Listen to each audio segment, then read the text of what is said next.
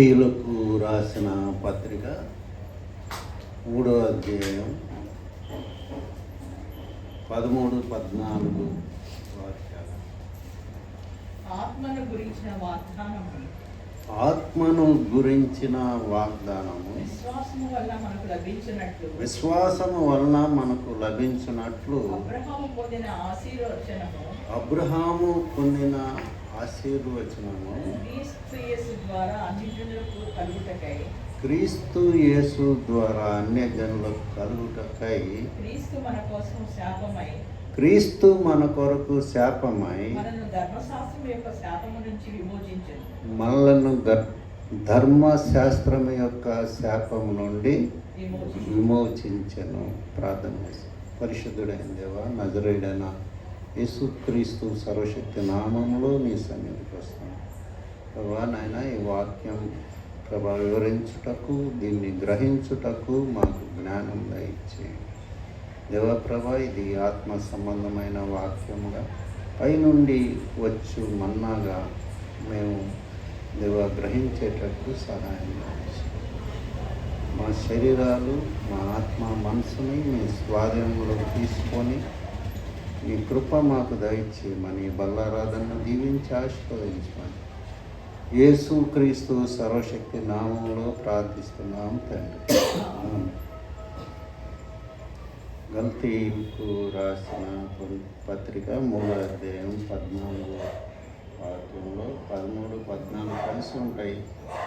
ఆత్మను గూర్చిన వాగ్దానము విశ్వాసం వల్ల మనకి లభించినట్లు అబ్రహాము పొందిన ఆశీర్వచనము క్రీస్తు యేసు ద్వారా అన్యజనులకు కలుగుటకై క్రీస్తు మన కోసం శాపమై మన ధర్మశాస్త్రం యొక్క శాపం నుండి విమోచించును. వారి మీద వేలాడిన ప్రతి వాడును శాపగ్రస్తుడని వ్రాయబడి ఉన్నది. ఇది ద్వితీయోపదేశకాండం 21-23 వాక్యంలో మనం చూస్తాం. వారి మీద వేలాడిన ప్రతివాడు శాపగ్రస్తుడు. కాబట్టి శాపాన్ని 1 కొరింథీయులకు రాసిన పత్రిక 4వ అధ్యాయంలో యేసుక్రీస్తుని ప్రేమించిన వాడు శాపగ్రస్తుడు. శాపగ్రస్తుడు అంటే ఏంటి? మామూలుగా అదేవిధంగా యేసు ప్రభు మత్తయి సువార్త 25వ అధ్యాయంలో 41వ వాక్యంలో శపింపబడిన వాళ్ళారా, మీకును మీ యొక్క అపవాదిని సిద్ధపరిచిన నిత్య నరకాగ్నికి పోవుడని లేదు. కాబట్టి ఈ యొక్క శాపం అంటే ఏంటి? నరకానికి యోగ్యులవటం శాపం అన్నమాట. మనకి రోమా 6:23లో పాపమునకు జీతం మరణము, అయితే క్రీస్తు యేసునందు మనకి నిత్య జీవం అని ఉంటుంది. కాబట్టి ఈ యొక్క యేసు ప్రభు ఏం చేశాడంటే అబ్రహాంకి వాగ్దానం ఇచ్చాడు. ఆదికాండం 12వ అధ్యాయం 3వ వాక్యం వరుసగా చదవండి. అదేవిధంగా ఆదికాండం 18వ అధ్యాయం 18వ వాక్యం, ఆదికాండం 22వ అధ్యాయం 18వ వాక్యంలో అబ్రహాంకి దేవుడు ఒక ఆశీర్వాదం వాగ్దానం ఇస్తాడు. 12:3 నిన్ను ఆశీర్వదించు వారిని ఆశీర్వదించదను, నిన్ను దూషించు వారిని శపించదను. భూమి యొక్క సమస్త వంశములు నీ యందు ఆశీర్వదింపబడినని అబ్రహాంతో అనగా. అదేవిధంగా 18వ అధ్యాయము ఆదికాండం 18వ వాక్యంలో కూడా అదే అర్థం వచ్చే వాక్యం ఉంటుంది.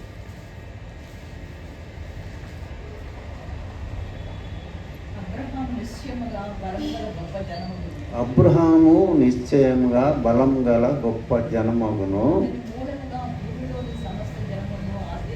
అతని మూలంగా భూమిలోని సమస్త జనములు ఆశీర్వదించు. అతని మూలంగా ఇశ్రాయేల్ అని అనలా. ఇక్కడ అతని మూలంగా యూదులు ఆశీర్వదింపబడరని అనలా. అతని మూలంగా సమస్త జనములు ఆశీర్వదింపబడు. కాబట్టి మరి అదేవిధంగా ఆదికాండం 22:18 వాక్యంలో కూడా మనం అదే వాక్యాన్ని మనం చూస్తాం. మరియు నీవు నా మాట వినినందున భూలోకములోని జనములన్నీ మీ సంతానం వలన ఆశీర్వదించు. కాబట్టి ఈ 3 ప్రామిసులు కూడా యేసుక్రీస్తు ద్వారా నెరవేర్చాలి. ఇక్కడ ఏంటంటే సమానమైన స్థితి ఇచ్చాడు దేవుడు. ఇశ్రాయేలీలతో పాటు అన్ని జనులకి సమానమైన స్థితి ఇచ్చాడు. 3వ అధ్యాయం 7వ వాక్యంలో, కాబట్టి విశ్వాస సంబంధులే అబ్రహాం కుమారులని మీరు తెలుసుకోండి. కాబట్టి దేవుడు ఎక్కడో ఉన్న మనల్ని ఆయన శిలువ రక్తం ద్వారా సంధి చేసి మనకి ఇశ్రాయేలు నా ప్రజలు అని చెప్పుకునే దేవుడు వాళ్ళకి ఎంతైతే ఇచ్చాడో మనకు కూడా అంత ఇచ్చాడు. ఇదే మాటలన్నీ కూడా ఎఫెసీయుల 2వ అధ్యాయంలో మనం చూస్తాము. ఇద్దరు ఒక ఇంటి వారు అయ్యారని, మరి ఇద్దరు కలిసిపోయారని అన్ని జనులు యూదులు అని ఎఫెసీయులకు రాసిన పత్రికలో 2వ అధ్యాయంలో పరిశుద్ధుడైన పౌలు సెలవిస్తాడు. కాబట్టి దేవుడు ఏం చేశాడంటే మన వ్యభిచారాన్ని ఆయన తీసుకున్నాడు, మన దొంగతనాన్ని, మన హత్యల్ని, మన మోసాలని, మన అబద్ధాలని, వీటన్నిటికీ పనిష్మెంట్ ఏంది? డెత్ అన్నమాట. ఆత్మకి చావు. ఆ చావు నేనే తీసుకుంటానని యేసు ప్రభు ముందుకు వచ్చి ఆ చావు ఆయన తీసుకొని మనకి ఆ శాపం నుంచి విడుదల చేశాడన్నమాట. ధర్మశాస్త్ర శాపం. యాక్చువల్గా ధర్మశాస్త్రాన్ని దేవుడు ఎందుకు ఇచ్చాడు యూదులకి? అప్పుడున్న కొద్ది జనం కాబట్టి యూదులు వాళ్ళకి ఎట్లయినా ధర్మశాస్త్రాన్ని నమ్మితే వాళ్ళకి క్షమాపణ కోసం ధర్మశాస్త్రాన్ని నియమించారు. అయితే అది చాలా కష్టమైపోయింది. రోమీలకు రాసిన పత్రిక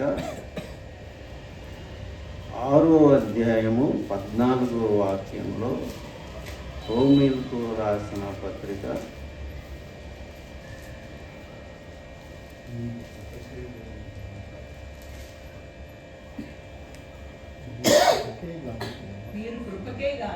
వీరు కృపకే గాని ధర్మశాస్త్రమునకు లోనైన వారు. కాబట్టి దేవుడు మనకి మన పట్ల ఇంకా ఎక్కువగా మరి ఎక్స్టెన్షన్ ఆఫ్ గ్రేస్ అన్నమాట. అన్యజనులైన మనకి ఆయన కృపని విస్తారంగా మనకి కుమ్మరి ఇచ్చినట్లు మనం చూస్తాం అన్నమాట. దీన్ని మనం తక్కువగా చూడకూడదు. ఎంతో విలువైందిగా భావించి మనం మరి ఎక్కడో భారతదేశంలో విగ్రహారాధికుల మధ్య మారుమూల మరి అట్లాంటి జనం మధ్య మనల్ని ఇచ్చినా కానీ దేవుడు మన మీద కూడా దృష్టి పెట్టి అబ్రహాంకి ఇచ్చిన ఆశీర్వాదాలు మనకి ఇచ్చాడు.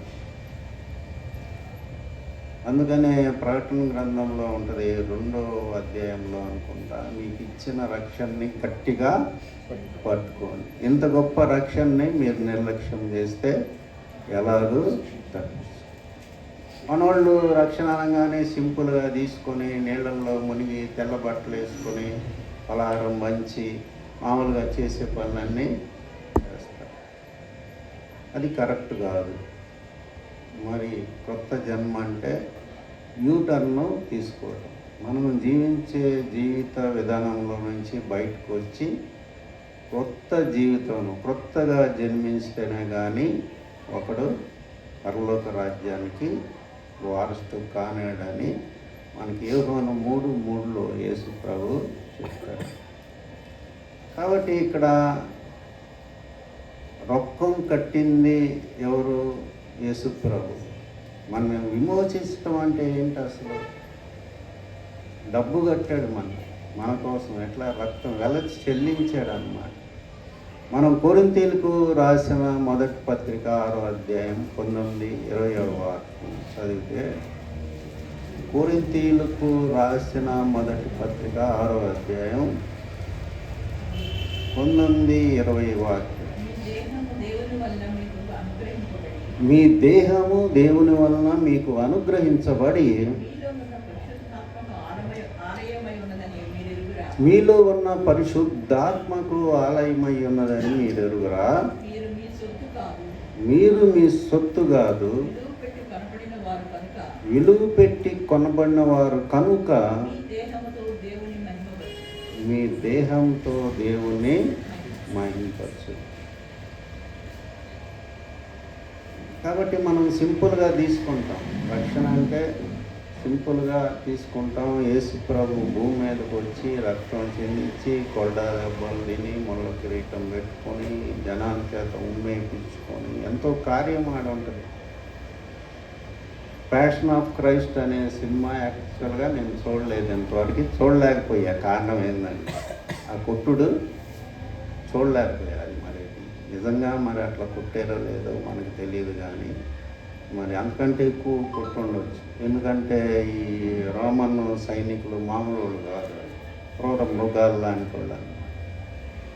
కాబట్టి సాధు అయిన యేసు ప్రభుని ఎట్లా కొట్టారు అనేది మనం చూసినట్లయితే, మనల్ని విమోచించడానికి ఆయన ఆ విధంగా రక్తాన్ని చిందించి రక్తంతో కొనుక్కున్నాడు అన్నమాట.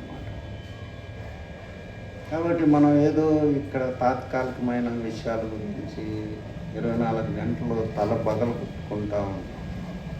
తీరా చూస్తే ఏముంది? మొన్న డేవిడ్ భార్య చనిపోయినప్పుడు ఏందిరా ఇదని నాకు ఇప్పటికీ అర్థం కాదు. మరి ఆమె ఎంత కష్టపడేది, మరి ఆమె గురించి ఒక్క విమర్శ కూడా ఎవరు చెప్పలేదు. ఏంది ఇది అసలు? ఇది జీవితం అంటే ఏంటి అని ప్రశ్నించుకున్నాను. మనిషి జీవితం ఎంత గొప్పమానం. అయితే రక్షణ పొందింది కాబట్టి మనకు ఒక నిరీక్షణ ఉంది. కాబట్టి యేసు ప్రభు రక్తంతో మనల్ని కొనుక్కున్నాడు. మనం కొరింథీయులకు రాసిన పత్రిక మొదటి పత్రిక 7వ అధ్యాయం 23వ వాక్యంలో వీరికి మీదట దాసులు కాదని ఉంటుంది. మీరు విలువ పెట్టి కొనబడిన వారు గనుక మనుషులకు దాసులు కాకూడదు. కాబట్టి మనం మనుషులకు దాసులు.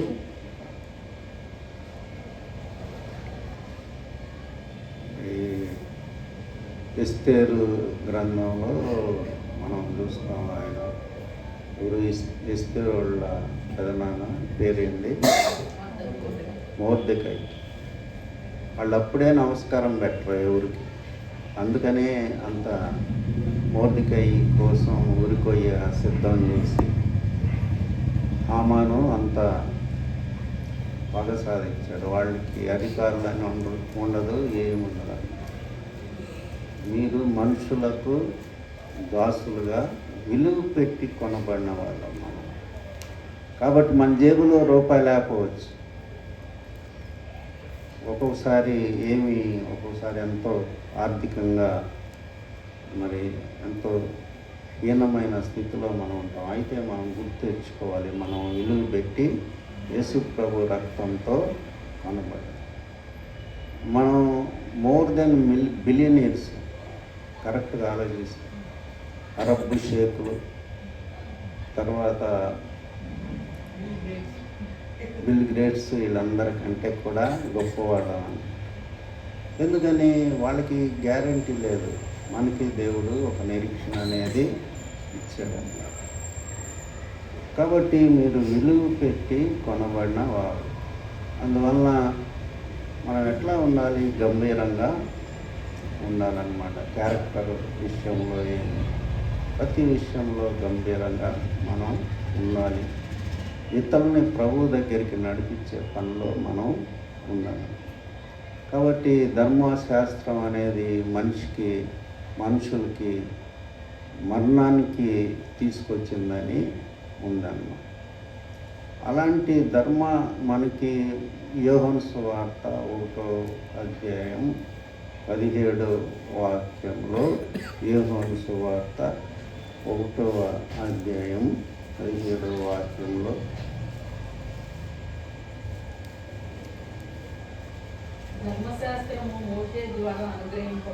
ధర్మశాస్త్రము మోషే ద్వారా అనుగ్రహింపబడిన కృపయు సత్యమును యేసుక్రీస్తు ద్వారా కలిగి. కాబట్టి మనం పరలోక రాజ్యం వెళ్ళామంటే కారణమైంది ఆయన కృప అన్నమాట. మన పనిష్మెంట్ ఆయన తీసేసుకుని మనకి కృప ద్వారా పరలోక రక్షణ అనేది ఇచ్చాడు. మీరు విశ్వాసము ద్వారా కృప చేతనే రక్షింపబడి ఉన్నారు. ఇది మీ వలన కలిగినది కాదు, కావున ఎవరు అతిశయపడటానికి వీల్లేదు. ఎంత భక్తిపరుడైన కృప అవసరమే. ఎంత క్రియలు, ఎంత నీతి న్యాయాలతో ప్రవర్తించిన వాడైనా, ఎంత ఖచ్చితంగా జీవించిన వాడైనా కృప లేకపోతే పరలోక రాజ్యానికి రండి. కాబట్టి ఒక భక్తుడు ఏమన్నాడు, నువ్వు పరలోక రాజ్యం వెళ్తావని ఆయన ప్రశ్నిస్తే, మామూలుగా అయితే నేను చెప్పలేను, కానీ ఆ ఎఫెసీయులకు రాసిన పత్రిక 2వ అధ్యాయం 8వ వాక్యాన్ని బట్టి నేను వెళ్తానని చెప్పాడు. కృప చేత విశ్వాసము ద్వారా. విశ్వాసం ఏంటి? నా పనిష్మెంట్కి ఇది అయిపోయింది. ప్రభువు లెక్కగట్టి నన్ను కొనుక్కున్నాడు, కట్టేశాడు. యేసు ప్రభు ఆయన రక్తం చిందించాడు. మనం మార్కు సువార్త 10వ అధ్యాయం 45వ వాక్యం, ఇది చాలా ముఖ్యమైన వాక్యం.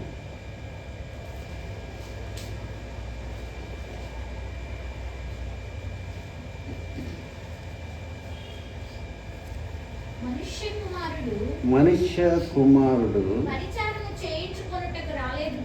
పరిచారము చేయించుకొనుటకు రాలేదు గాని పరిచారము చేయుటకును అనేకులకు ప్రతిగా విమోచన క్రయధనముగా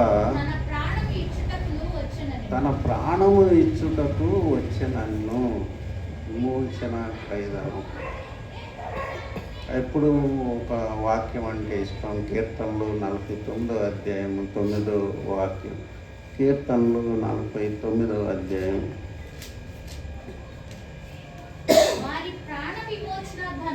వారి ప్రాణ విమోచన ధనము బహు గొప్పది,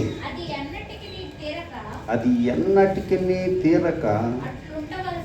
అందుకనే మనం పాట పాడుకుంటాం, వేలాది నదులంతా విస్తార తైలము నీకు ఇచ్చిన. కాబట్టి మనం దేవుడు మనకి చేసిన దానికి మనం దాన్ని ఈక్వలైజ్ ఎప్పుడు కూడా చేయలేము, కంపన్సేట్ చేయలేము దాన్ని మన జీవితం.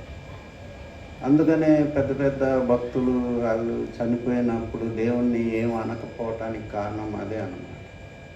ఆయన ఆల్రెడీ మనకి ఎంతో ఇచ్చాడు, అయితే కొంత నష్టం జరుగుద్ది జీవితంలో. జరిగినప్పుడు మనం ఆయన్ని ఏలిబెట్టి చూపించే అర్హత మనకి లేదు. కారణం ఏంటంటే ఆయన మన కోసం పరలోక రాజ్యం సిద్ధపరిచాడు. అక్కడికి వెళ్తే ఇంకా భూమి మీద సంగతులన్నీ కూడా మనకి గుర్తుకు రావు.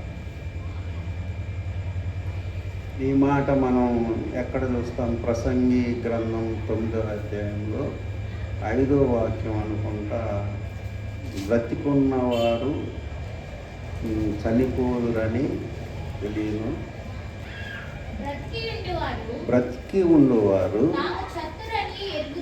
తాము చత్తురని ఎరుగుదురు. అయితే చచ్చిన వారు ఏమీయూ ఎరగరు, వారి పేరు మరవబడి ఉన్నది, వారికి ఇక ఏ లాభమును కలగదు, వారు ఇంకా ప్రేమింపరు, పగబెట్టుకొనరు, అసూయపడరు. సూర్యుని కింద జరుగు వాటిలో దేని యందు వారికి ఎప్పటికీ వంతు లేదు. కాబట్టి మనం అనుకుంటాం ఆ దయ్యాలు మనల్ని మోసం చేసి కోడి మాంసం తీసుకురా, చీర కొనుక్కురా. చిన్న మేస్త్రి చెప్తున్నాడు, అన్న నేను కూడా దయ్యాలు ఎల్లగొట్టాను అంటున్నాడు. ఎట్లా ఎల్లగొట్టావు, ఏంది పద్ధతి అని అడిగాను.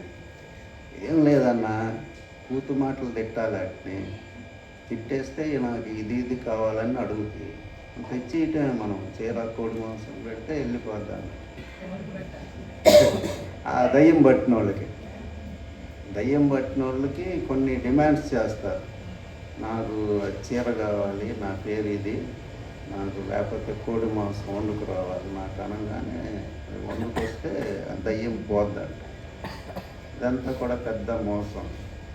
కాబట్టి ఇక్కడ ఏం వాక్యంలో రాయబడాలి, చనిపోయినోడికి వాళ్ళకి భూమి మీద ఏమీ లేదు, వంతు అనేది లేదన్నమాట. వాళ్ళకి మామూలుగా మన్నైనది వెనుకటి వల్లే మంటిలో కలియును, ఆత్మ దాన్ని దయచేసిన వానికి మరలా వెళ్ళిపోద్ది అని ఉన్నాను. కాబట్టి మనం కొత్తగా మనం కనిపెట్టకూడదు. దయ్యాలు ఏంటంటే అటు పని లేచిన కాడి నుంచి మోసాలు చేయటం, అబద్ధాలు ఆడటం.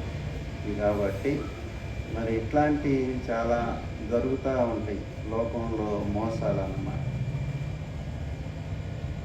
కాబట్టి ఇక్కడ మనం గల్తీలకు రాసిన పత్రిక 3వ అధ్యాయం 14వ వాక్యంలో ఆయన మాను మీద వేలాడి మనకి వచ్చే శాపాన్నిటినీ తీసుకొని ధర్మశాస్త్ర శాపం నుండి మనల్ని విడిపించి మనకి కృపకి పాత్రులయ్యేటట్టు చేసి మనకి నిత్య జీవం అనేది ఆయన మనకి ఇచ్చాడన్నమాట.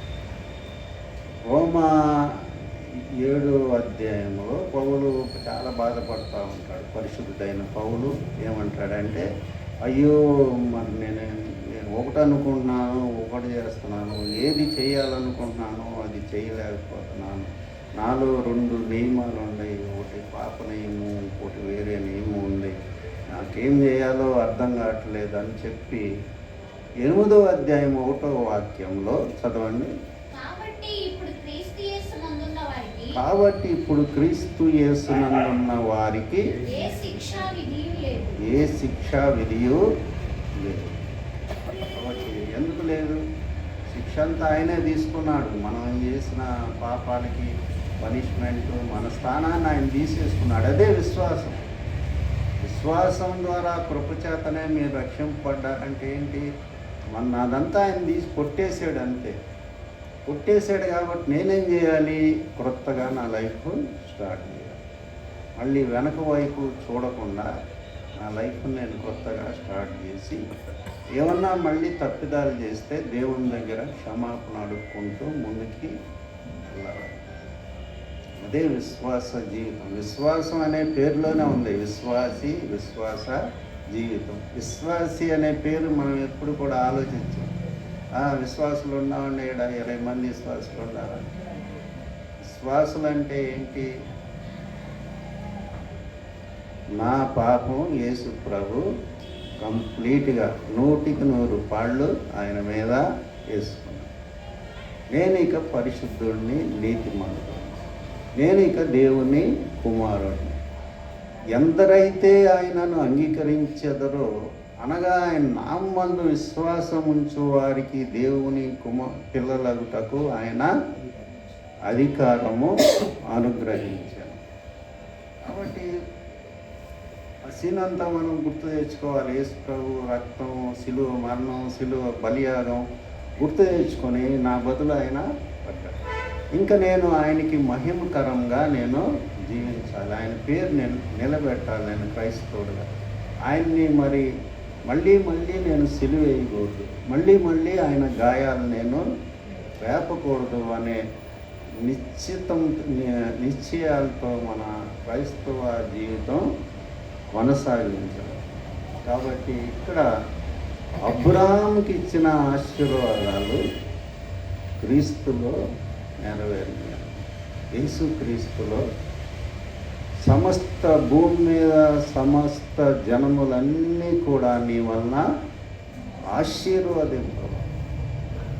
మనం దీన్ని చాలా జాగ్రత్తగా ఆలోచిస్తే ఒక భారతదేశమే కాదు, ఒక చైనా అయింది, ఒక ఆఖరికి అరబ్ కంట్రీస్లో కూడా ఈ మధ్యలో ఇరాక్, ఇరాన్లో కూడా ప్రిన్స్ స్థానంలో ఉన్నవాళ్ళు, ప్రిన్సెస్ స్థానంలో ఉన్నవాళ్ళు యేసు ప్రభువుని నమ్ముకుని ఆశీర్వాదం పొందుతున్నారన్న.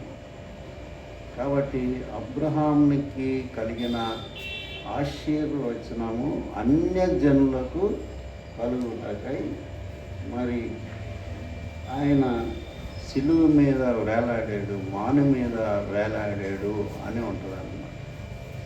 కాబట్టి మనం దేవుడు లెక్కేసుకుంటే మనం చనిపోయిన తర్వాత అందరూ ఇశ్రాయేల్ కంటే అన్ని జనులు ఎక్కువ ఉంటారు పరలోకం. ఎందుకంటే నేటికి వాళ్ళు ఇశ్రాయేల్లో చాలా తక్కువ శాతం యేసు ప్రభువునే అందు విశ్వాసం ఇచ్చారు. దేవుడు అన్యాయస్తుడు కాదు కదా, మరి వాళ్ళకి ఏ తీర్పు తీరుస్తాడనేది మనకి ఖచ్చితంగా చెప్పలేం. కానీ మరి వాళ్ళకంటే ఎక్కువగా అన్ని జనులు మరి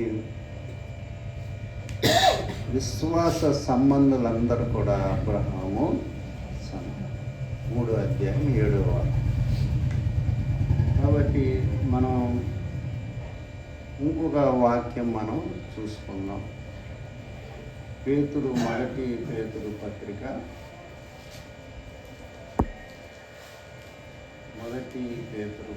1వ అధ్యాయం 18వ వాక్యం. పితృ పారంపర్యమైన మీ వ్యర్థ ప్రవర్తనలు విడిచిపెట్టునట్లుగా వెండి బంగారముల వంటి క్షయ వస్తువుల చేత మీరు విమోచింపబడలేదు గాని అమూల్యమైన రక్తం చేత అనగా నిర్దోషమును నిష్కళంకమును అగు గొర్రె పిల్ల వంటి క్రీస్తు రక్తం చేత విమోచింపబడితిరని మీరు ఎరుగుదురు కదా. కాబట్టి పాపం చేసిందేమో మనం, మరి గొర్రెపిల్ల రక్తం, నిర్దోషమైన రక్తం చిందించబడిందంటే మనం ఎంత అదృష్టవంతులో మనం ఆలోచించుకోవాలి. వ్యభిచారం, పాపం, మోసం, అబద్ధాలు, దొంగతనాలు ఇవన్నీ. ఒక ఫారినరు ఒక వాక్యం చెప్తున్నాడు ఒక చోట హైదరాబాద్లో. దానికి వెళ్ళా మీటింగ్కి. వెళ్ళినప్పుడు ఆయన ఏం చెప్తున్నాడంటే, నా దగ్గరికి వచ్చేవాళ్ళు కొంత సాక్ష్యాలు చెప్తారు, ఎక్కువగా హోమోసెక్సువల్స్. అది విన్నప్పుడు నా మైండ్ అంతా పాడైపోయి నాకు బకెట్ బురద నా మీద వేసినట్టు ఉంటుంది.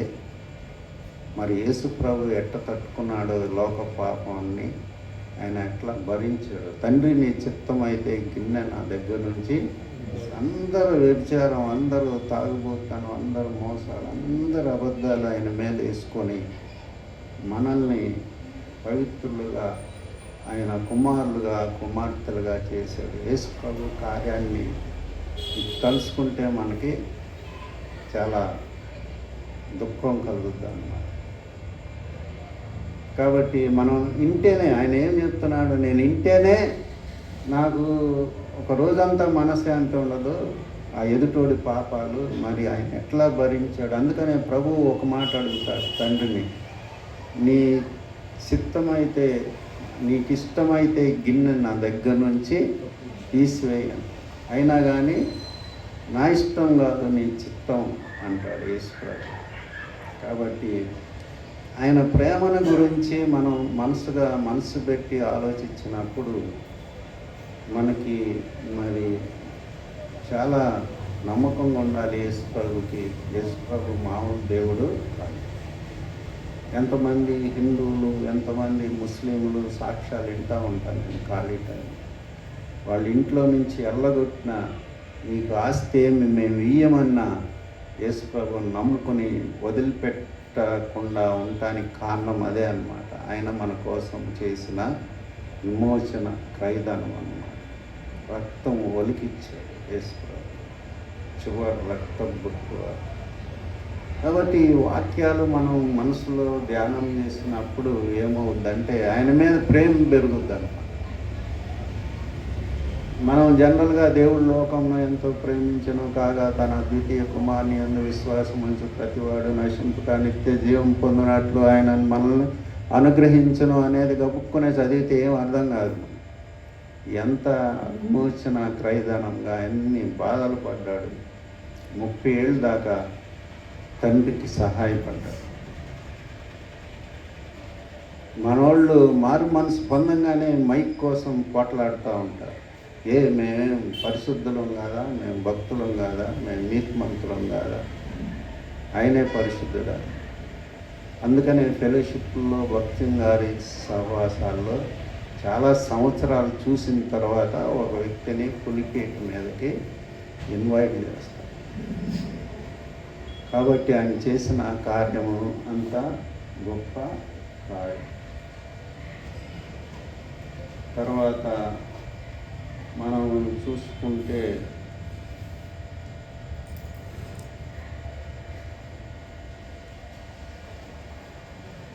చివరగా యెషయా గ్రంథం 53వ అధ్యాయము 5వ వాక్యం.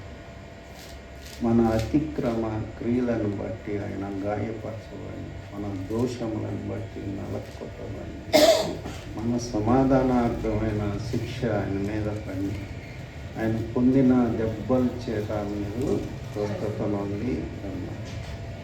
అక్కడ గాయపరచబడిను, నలకొట్టబడిను. నలకొట్టబడిను అనేదేమో చాలా క్రూయల్ వాడు. కాబట్టి దేవుడి ప్రేమ ఆ వాక్యంలో మనకి కనపడుతుంది.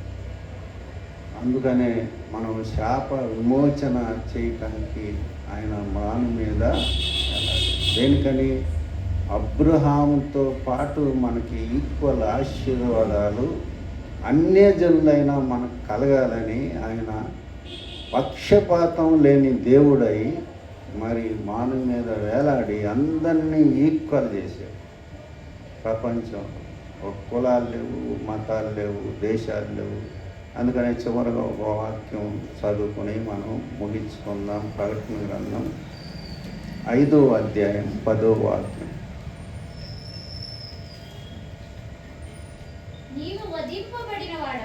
నీవు వధింపబడిన వాడవై నీ రక్తమిచ్చి ప్రతి వంశంలోను ఆయా భాషలు మాట్లాడు వారిలోను ప్రతి ప్రజలోను ప్రతి జనములోను దేవుని కొరకు మనుషులను కొని మా దేవునికి వారిని ఒక రాజ్యముగాను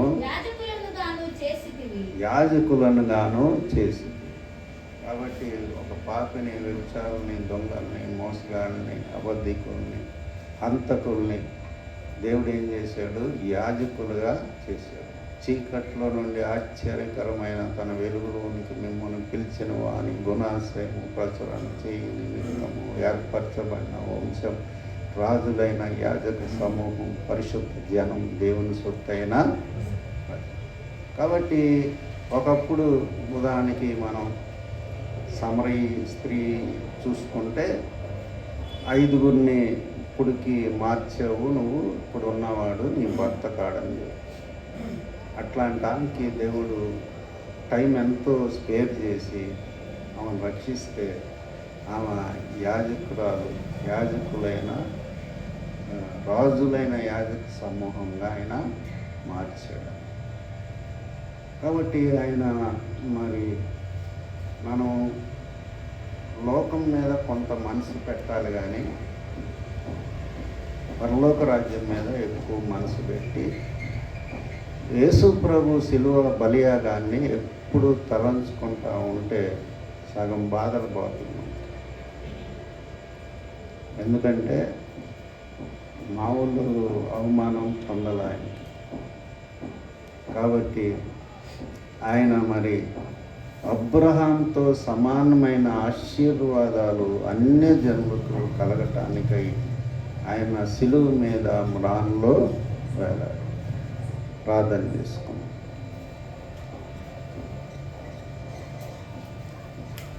పరిశుద్ధుడైన దేవా, నజరేయుడైన యేసుక్రీస్తు నామంలో నీ సన్నిధికి వస్తున్నాను.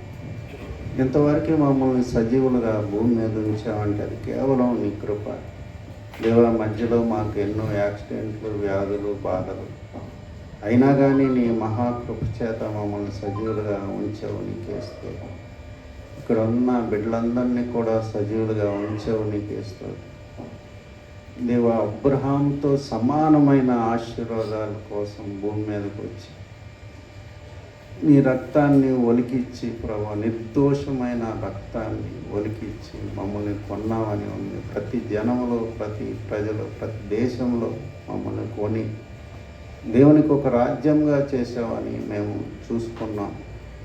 మా ప్రభా, మా దేవ, నీ యొక్క గొప్ప కార్యాన్ని మేము చిన్న కార్యాలలాగా చూస్తున్నాం. మాకు జ్ఞాన హృదయం దయచేయి ప్రభా. దేవా, వచ్చిన ప్రతి ఒక్కరిని దీవించి ఆశీర్వదించాలి ప్రభా. నీకు అవమానకరమైన జీవితాలు మేము జీవించకుండా మాకు సహాయం దయచేయి. మా నోటి మాటలు, హృదయ ధ్యానము నీ దృష్టికి అంగీకారంగా ఉండేటట్లు సహాయం దయచేయి దేవా. నీకే మహిమ, ఘనత, స్తుతులు చెల్లిస్తూ యేసు క్రీస్తు సర్వశక్తి నామంలో ప్రార్థిస్తున్నాం తండ్రి. జో వచ్చి ఒక పాట పాడుతుండగా